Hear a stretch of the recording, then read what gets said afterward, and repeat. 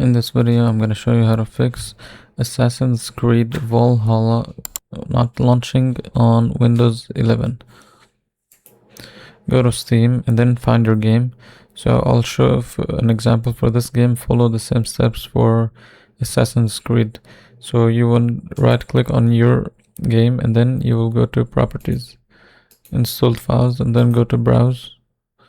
Now over here, you will find a folder like Assassin's Creed.exe. Right click on it and then Properties, Compatibility.